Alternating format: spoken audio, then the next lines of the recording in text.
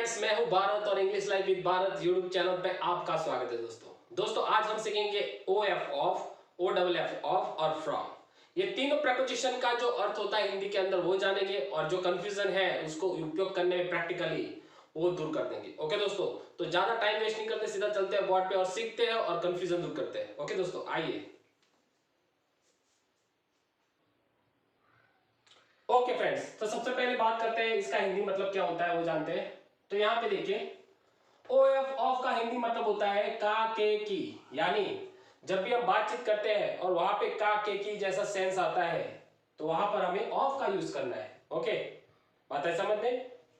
फिर से रिपीट करता हूं, जब भी हम बातचीत करते हैं और वहां पे का के की जैसा शब्द उपयोग करते हैं बोलने लिखने में, तो वहां पे हमें ओ एफ ऑफ का उपयोग करना है। ओके, तो ओ एफ ऑफ का हिंदी मतलब होता है का के की।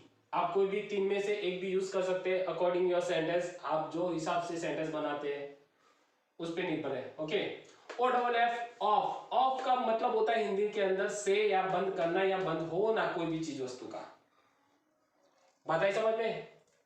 से के अर्थ में बात करें तो कोई भी चीज वस्तु अपनी जगह अपनी सत्ता छोड़ता है तो वहां पे हम से के सेंस में हमें यूज करना है ओ एफ ऑफ को।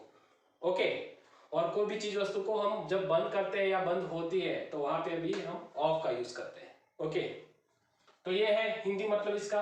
अब बात करते हैं फ्रॉम की।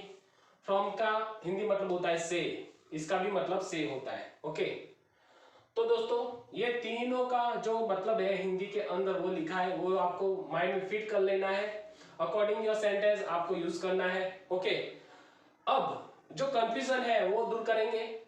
तो कंफ्यूजन दूर करने के लिए हमें उपयोग जानना पड़ेगा परफेक्टली, पहले तो डिप में। ओके ओके फ्रेंड्स, तो आप समझते हैं उपयोग।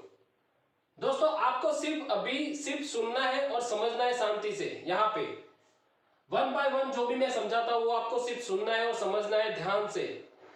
कंफ्यूजन नहीं होना है, आपको कंफ्यूजन क्रिएट नहीं करना है आपके माइंड के अंदर। ओके, आपको सिर्फ सोचना है, समझना है मैं क्या बोल रहा हूं वो समझना है आपको शांति से। ओके, ज्यादा ख्याल आपको तब आएगा जब हम सेंटेंस देखेंगे, तब आपको ज्यादा ख्याल आएगा। ओके, तो अभी आपको सुनना है जो भी मैं बोलता हूं और समझने की कोशिश करना है। ओके, तो यहाँ पे देखिए, पहले बात करते हैं ओ एफ ऑफ की।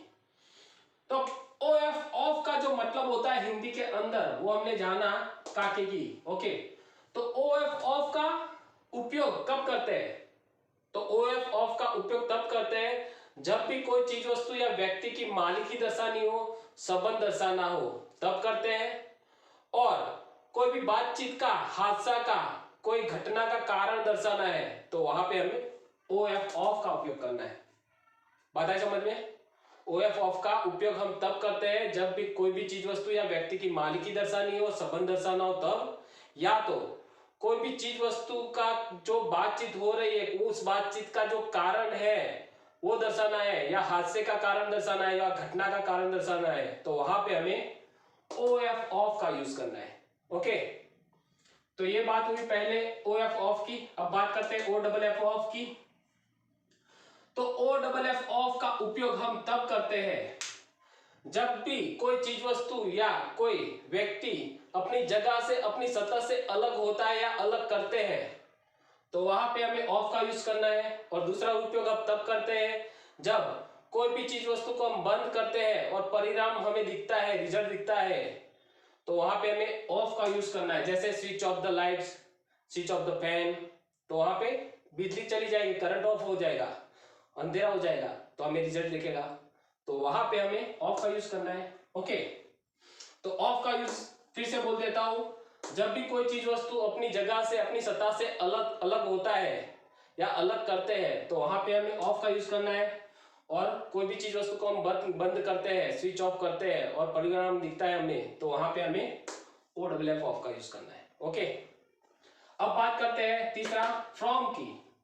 तो फ्रॉम का उपयोग हमें तब करना है जब भी कोई चीज वस्तु या उत्पादन स्थान हो या उद्भव स्थान हो, कोई भी चीज वस्तु का, कोई भी चीज वस्तु का उत्पादन स्थान हो या उद्भव स्थान हो, और वहां से कोई भी चीज वस्तु का आना या व्यक्ति का आना, या कोई भी चीज वस्तु का होना या कोई भी व्यक्ति का होना, या कोई भी चीज वस्तु का क्रिया करना या क्रिया होना, वहां से, उद्भव स्थान से और से का सेंस आता है उस बात में, तो वहां पे हमें इस फ्रॉम का यूज करना है। बात है समझ में? फिर से बोलता हूं, कोई भी उद्भव स्थान है कोई भी चीज वस्तु का, या उत्पादन स्थान है कोई भी चीज वस्तु या व्यक्ति का, और वहां से कोई भी चीज वस्तु या व्यक्ति का आना या होना या क्रिया करना वहां से, और से का सेंस यूज होता है, उपयोग होता है उस बात में, इस बातचीत में, तो वहां पे हमें फ्रॉम का यूज करना है। ओके, तो ये तीनों का मतलब हमें पहले उपयोग उसको समझ लेना है पहले, तो हम हमारा जो कंफ्यूजन है वो दूर कर पाएंगे। ओके दोस्तों, इसको ज्यादा हम अच्छे से समझ पाएंगे सेंटेंस के अंदर। ओके, तो आइए देखते हैं सेंटेंस, तो सेंटेंस में ज्यादा ख्याल आएगा। ओके, यहां पे देखिए। ओके फ्रेंड्स, तो सबसे पहले बात करते हैं OF ऑफ के एग्जांपल्स की। तो हमने क्या बोला था, OF ऑफ का उपयोग हम कोई भी चीज वस्तु का मालिकी दर्शाने के लिए, संबंध दर्शाने के लिए और कारण दर्शाने के लिए, कोई भी चीज वस्तु का हादसा या घटना का कारण दर्शाने के लिए बातचीत में हम यूज करते हैं OF ऑफ का। तो यहाँ पे एग्जांपल में देखिए, पहले बात करते हैं संबंध दर्शाने के लिए कैसे यूज करते हैं। तो एग्जांपल पहला देखिए, ये राहुल की मम्मी है, तो यहाँ पे इंग्लिश कैसे होगा, this is mother of Rahul. तो यहाँ पे राहुल और मदर के बीच में हमने ऑफ का यूज किया, क्योंकि राहुल और मदर दोनों का संबंध है मां बेटे का, इसलिए हमने ऑफ का यूज किया। ओके, अब बात करते हैं मालिकी दर्शाने के लिए। दूसरा एग्जांपल देखिए यहाँ पे, ये राम का घर है, यानी राम उस घर का मालिक है। इसका इंग्लिश कैसे बनेगा, देखो यहाँ पे, this is the house of Ram. तो यहाँ पे भी ऑफ का यूज किया, क्योंकि मालिक है राम घर का, इसलिए यहाँ पे हमने ऑफ का यूज किया, मालिकी दर्शाई यानी पोजीशन दिया हमने। ओके, अब बात करते हैं कारण दर्शाने के लिए। कोई भी बातचीत में कारण दर्शाना है, कोई घटना का, कोई हादसा का या कोई भी बीमारी का, तो वहां पे भी हम ऑफ का यूज कर सकते हैं। तो यहाँ पे देखिए तीसरा एग्जांपल, वो बीमारी से मर गया, किसके कारण, बीमारी के कारण, बीमारी से मर गया यानी बीमारी के कारण मर गया। तो यहाँ पे भी कारण दर्शाने के लिए हम ऑफ का यूज करेंगे। तो देखिए यहाँ पे, he died of sickness, तो यहाँ पे हमने ऑफ का यूज किया सिकनेस के आगे, क्योंकि बीमारी से मर गया, वो कारण दर्शाया हमने, मर क्यों गया, वो सिकनेस के कारण, बीमारी के कारण। ओके, तो ऐसे दोस्तों ऑफ का उपयोग हम संबंध दर्शाने के लिए, मालिकी दर्शाने के लिए और कारण दर्शाने के लिए हम OF ऑफ का उपयोग करते हैं। ओके, अब जानते हैं हम OFF ऑफ के बारे में। ओके, तो यहां पे सेंटेंस में देखिए।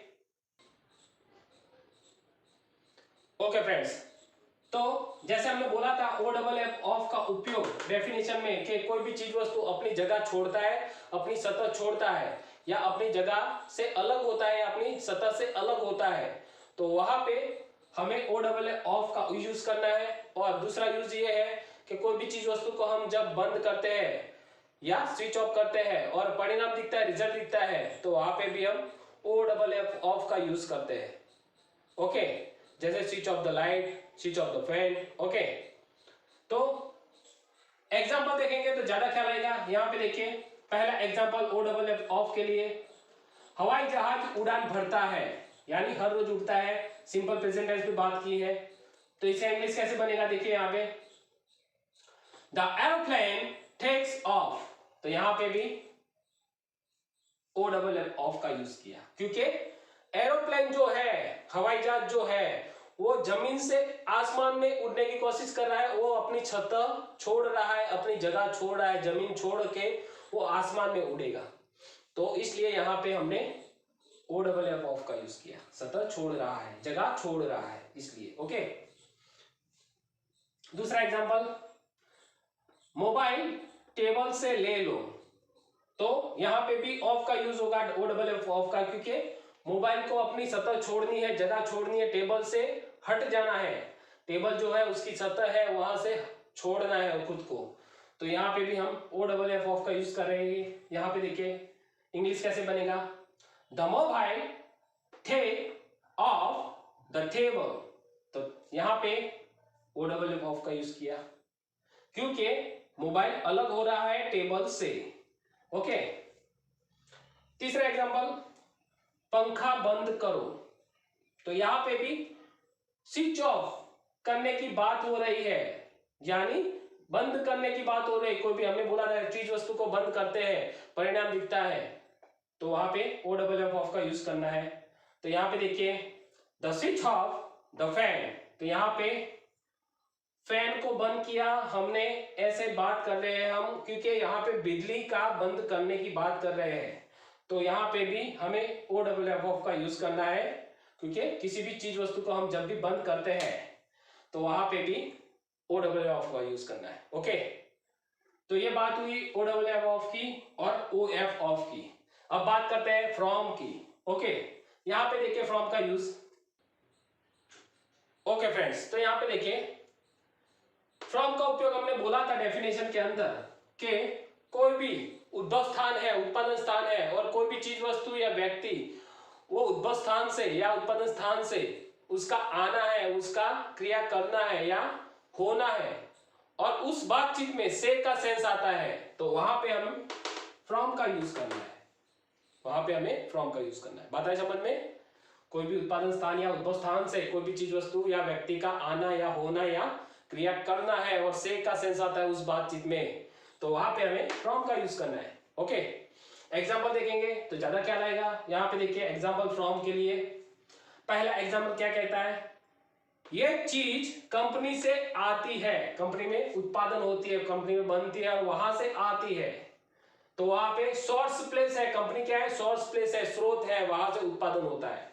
तो यहाँ पे हम फ्रॉम का यूज करेंगे। देखिए इंग्लिश कैसे बनेगा, this product comes from the company. तो वहां पे हमने फ्रॉम का यूज किया क्योंकि कंपनी से प्रोडक्ट आ रही है, चीज आ रही है। ओके, दूसरा एग्जांपल, मैं सेब बाजार से लाता हूं। कहां से लाते हैं? बाजार से लाते हैं, मार्केट से लाते हैं।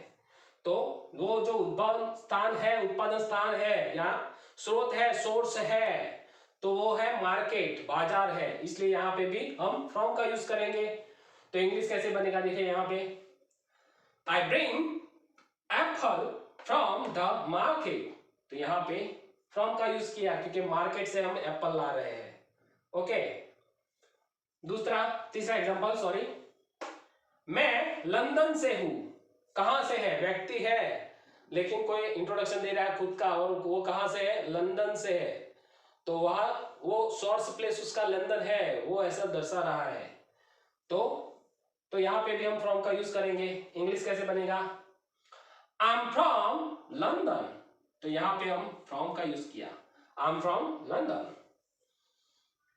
ओके, तो दोस्तों ये था यूज फ्रॉम, ऑफ और ऑफ का। ओके फ्रेंड्स, मैं उम्मीद रखता हूं कि आपका जो कंफ्यूजन था वो दूर हो गया होगा ऑफ और फ्रॉम को समझने में। ओके, और दूसरी एक इंपॉर्टेंट बात दोस्तों, अगर आप इस चैनल पे नए हो तो सब्सक्राइब बटन दबाना ना भूलें, और साथ ही में बेल आइकन भी दबा दें ताकि हमारा हर एक वीडियो का नोटिफिकेशन आपके तक आता रहे और आप अच्छे से इजी और प्रोफेशनल इंग्लिश सीखते रहे। ओके, मिलते हैं अगले वीडियो में दोस्तों, तब तक के लिए बेस्ट ऑफ लक।